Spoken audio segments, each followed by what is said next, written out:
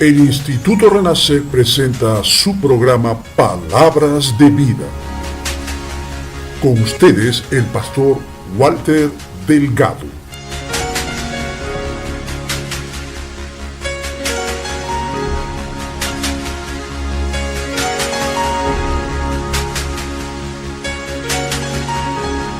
Hola amigos, ¿cómo están? Mi nombre es Walter Delgado, bienvenidos a nuestro programa Palabras de Vida. Quiero compartir contigo en esta hora el tema Evitemos un cristianismo sin poder, basado en 1 Corintios capítulo 4, en el versículo 20, que dice: porque el reino de Dios no consiste en palabras, sino en poder. ¿Tú sabes que se puede llevar una vida cristiana sin poder? Podemos asistir a la iglesia, podemos servir a Dios, podemos hacer muchas cosas en el nombre de Cristo y aún así no contar con el poder de Dios. Y esto obviamente que es delicado.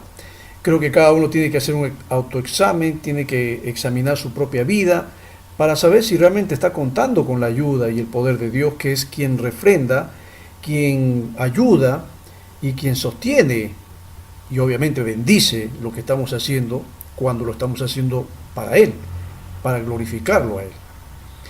Tú sabes que Adolfo Hitler escribió un libro que se llamó Mi lucha. Este libro fue publicado 8 años antes de llegar al poder. Hitler ya hacía una exaltación del esplendor de la raza aria. Él decía: todo cuanto hoy admiramos, ciencia y arte, técnica e inventos, no es otra cosa que el producto de la actividad creadora de un número reducido de pueblos y quizás en sus orígenes de un solo pueblo. Si se dividiese la humanidad en 3 categorías de hombres, creadores, conservadores y destructores de la cultura, tendríamos seguramente como representante del primer grupo solo al elemento ario. Mira, él creyó que la raza aria había establecido los fundamentos, las columnas de todas las creaciones humanas.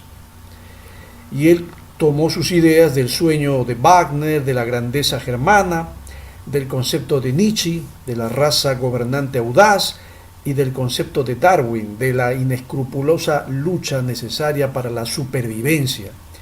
Desarrolló sus fantasías del destino ario y su insana fobia hacia los judíos, a quienes él culpaba de la destrucción económica, política, cultural, religiosa y moral de la civilización.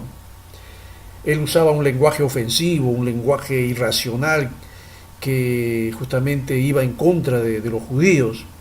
Hasta se atrevió a declarar que al encargarse de ellos, porque él pensaba que tenía una especie de llamado de Dios, ¿no? Él pensaba que destruirlos estaría haciéndolo en el nombre del Creador Todopoderoso. Para ellos se sirvió inclusive, escúchalo bien, de citas de teólogos cristianos de ese tiempo que habían elaborado una teología de la creación como justificación del racismo. Entre ellos estaba un tal Paul Althaus, por ejemplo, un teólogo que luego de reconocer el matrimonio, la familia, la raza y el Volk que significa pueblo, ¿no?, como parte del orden de la creación de Dios, él escribe, Paul Althaus decía: defendemos la causa de la preservación de la pureza del Volk y de nuestra raza. Al parecer, Hitler mismo sabía que la teoría del Herrenvolk ario, o también llamada la raza gobernante, no tenía ningún fundamento científico, y él lo admitió en privado, pero nunca en público. Sin embargo, él siguió usando esta idea de la raza dominante porque como político lo necesitaba. Él decía: con el concepto de raza, la revolución del nacionalsocialismo trascenderá nuestras fronteras y reconstruirá el mundo. Pero déjame decirte que él se valió de teólogos cristianos de ese tiempo. Y estos lo apoyaron, algunos de ellos. Y mira que esto al final resultó ser un tiro, ¿no?, por la culata para los mismos teólogos que estaban apoyando una idea diabólica y macabra. Y es obvio que Dios nunca va a apoyar algo así.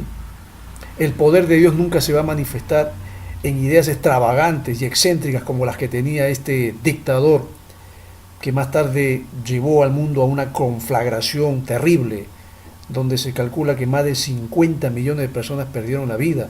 Estamos hablando de la Segunda Guerra Mundial. Y estos hombres cristianos, entre comillas, que apoyaron este concepto de la raza dominante, pues también desaparecieron de la historia, pero yo no creo que Dios haya apoyado definitivamente esta idea. Yo te estoy hablando, porque el tema de esta obra es que debemos evitar un cristianismo sin poder. Podemos servir a Dios, claro, pero la pregunta es si el poder de Dios está con nosotros en lo que estamos haciendo. Hemos dicho hace un momento, el reino de Dios no consiste en palabras. No consiste en palabras. El término palabra es un sonido o conjunto de sonidos articulados que expresan una idea. A veces pensamos que el más elocuente es el mejor, y no siempre es así. La Biblia dice en Eclesiastés 9:11 que no es de los prudentes las riquezas, ni de los elocuentes el favor. Hitler fue un hombre elocuente, fue un orador, fue un tipo que supo llegar a las masas y las manipuló a su antojo. Y hasta algunos líderes cristianos sucumbieron ante el verbo florido y emotivo que tenía este hombre. Pero mira para qué, los utilizó justamente para sus macabras ideas. Las palabras de por sí, que cuando están desvinculadas de los planes de Dios, de sus propósitos eternos, pueden ser peligrosas.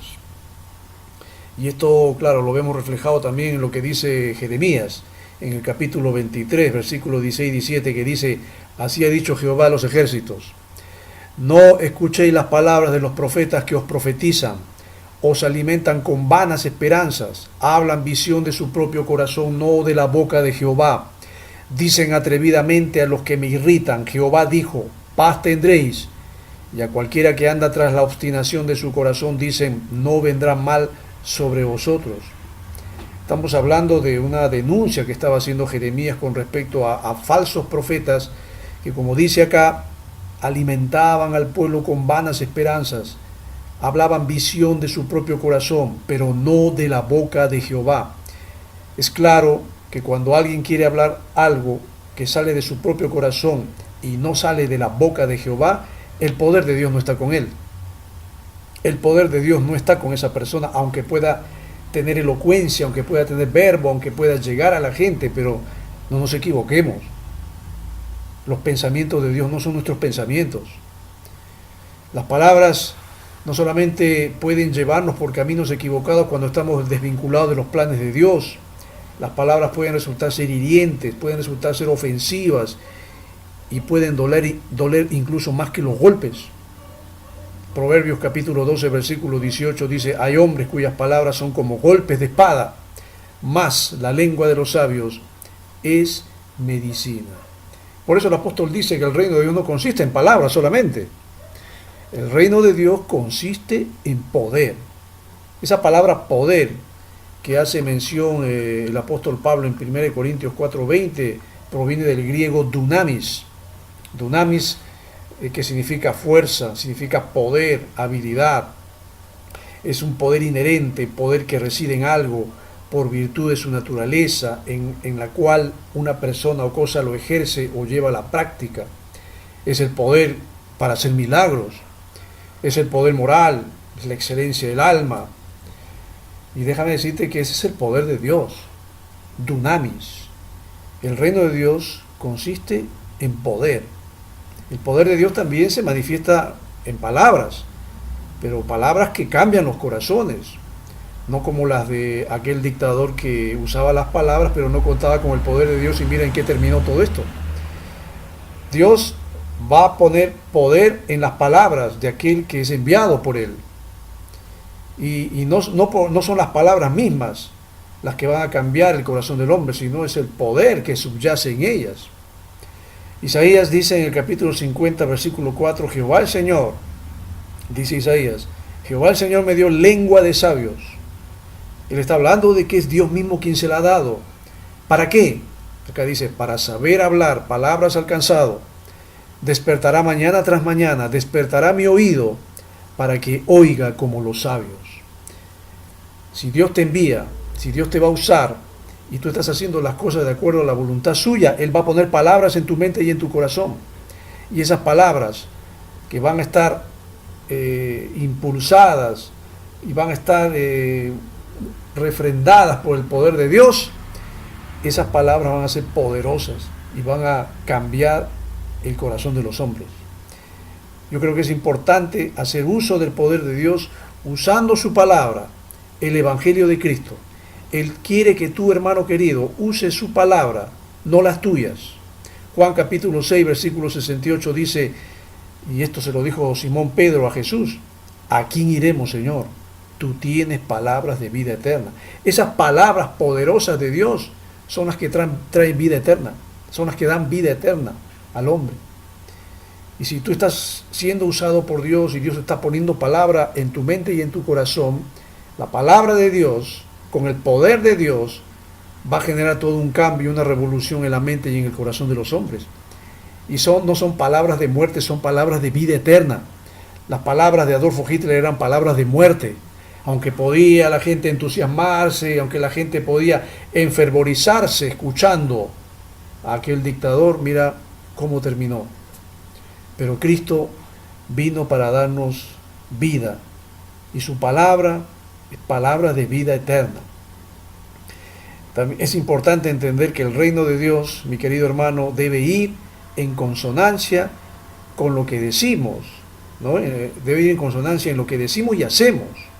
El reino de Dios se manifiesta a través de palabras, sí, pero también a través de actitudes. Porque ¿de qué sirve que una persona hable y diga cosas bonitas relacionadas con la Biblia, con la palabra de Dios, pero probablemente está llevando una vida que está en total oposición a la voluntad de Dios? Jesús no era así. Jesús era un hombre que predicaba, y lo que predicaba lo vivía.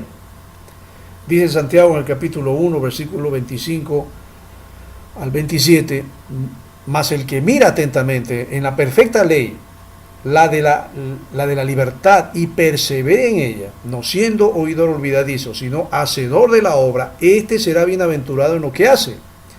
Si alguno se cree religioso entre vosotros y no refrena su lengua, sino que engaña su corazón, la religión del tal es vana. La religión pura y sin mácula delante de Dios el Padre es esta: visitar a los huérfanos y a las viudas en sus tribulaciones y guardarse sin mancha del mundo. Es importante que tú prediques la palabra, pero es importante que tú vivas el Evangelio.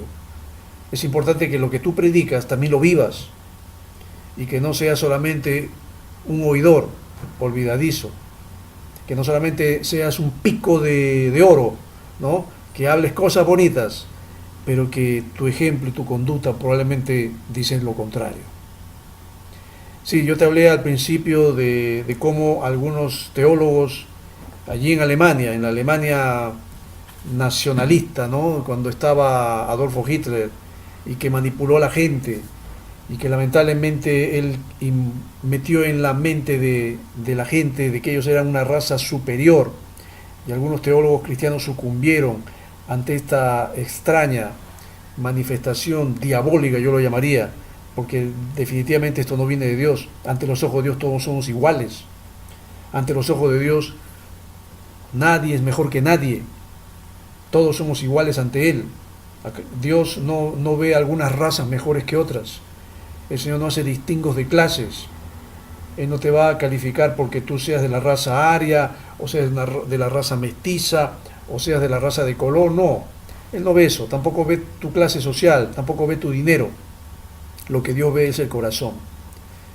Pero un caso similar a lo que te comenté al principio es lo que pasó hace ya algunos años atrás, varios años, en Sudáfrica.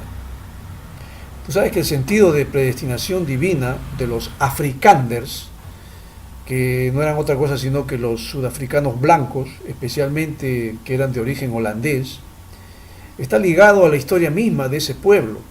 Cuando los holandeses llegaron al Cabo de Buena Esperanza, allí por el año 1652, se vieron a sí mismos como los herederos y portadores de la civilización europeo-cristiana.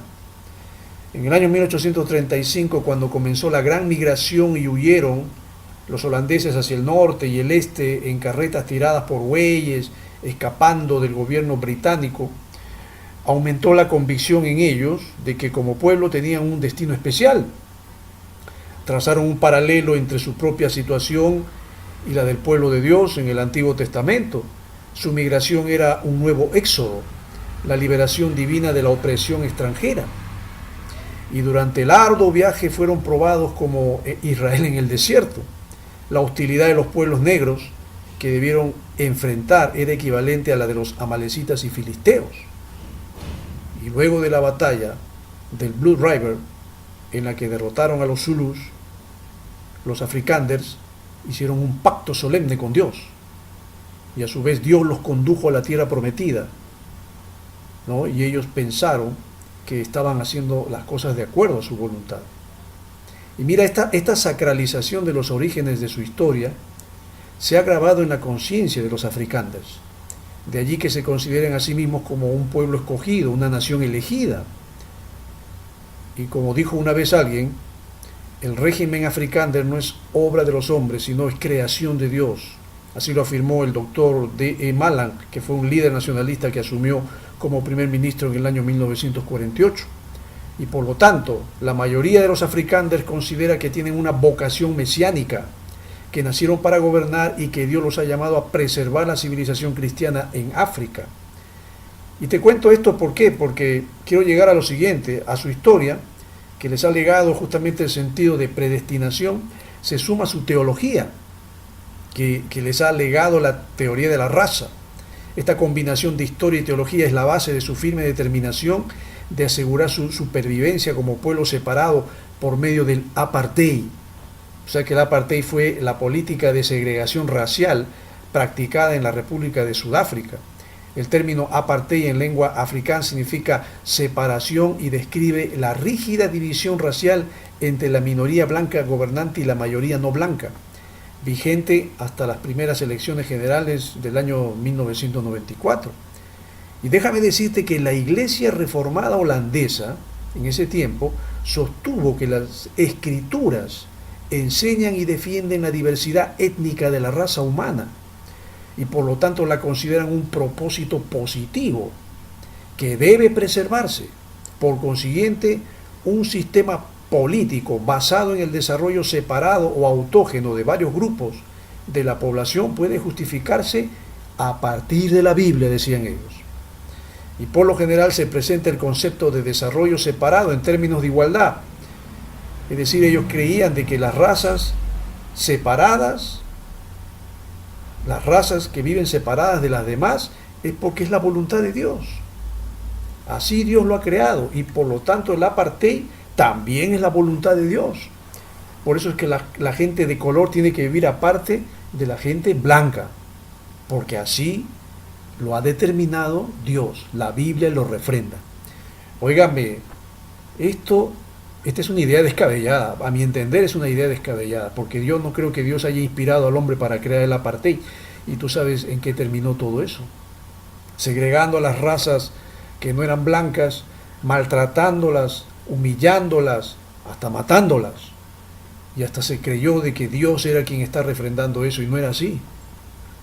Al final, en el año 1963, el doctor Bert Boyd, él tuvo la suficiente franqueza para afirmar al Parlamento en ese año, cuando dijo que Sudáfrica siga siendo blanca, puede tener un solo significado, a saber, la dominación blanca, ni liderazgo ni guía, sino la supremacía del control, nada más. Acá no estamos metiendo a Dios, porque Dios no es el que inspiró a los blancos de ese tiempo para creerse mejores que los de color negro, o para creerse que son una raza superior por encima de los demás, y que los que son inferiores hay que ponerlos, hay que segregarlos, hay que mandarlos al apartheid.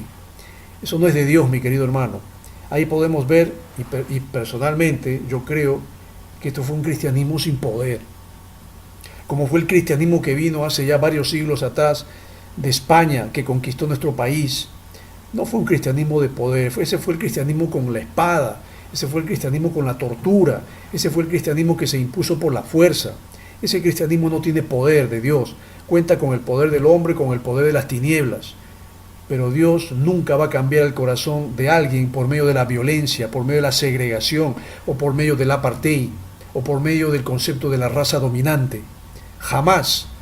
Y si hay quienes refrendan esto siendo cristianos, pues yo les aseguro que no están contando con el poder de Dios para decir semejante barbaridad.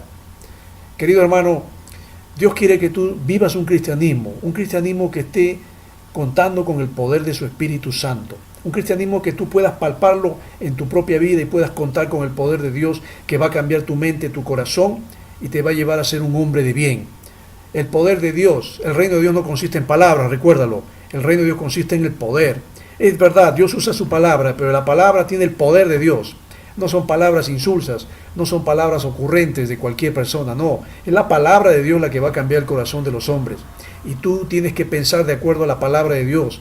Recuerda que los pensamientos de Dios no son tus pensamientos. Y tú tienes que decirle a Dios, Señor, yo quiero que tú metas en mi mente y en mi corazón tus pensamientos, tu palabra, para que yo pueda ser un instrumento tuyo, un instrumento en tus manos poderosas y pueda llevarla. Y si es así, y si tú haces las cosas de acuerdo con su voluntad, entonces el poder de Dios te acompañará permanentemente. Espero que este tema, este mensaje que he podido compartir con ustedes haya sido de bendición para sus vidas. Mi nombre es Walter Delgado y estaremos viéndonos en una próxima edición de nuestro programa.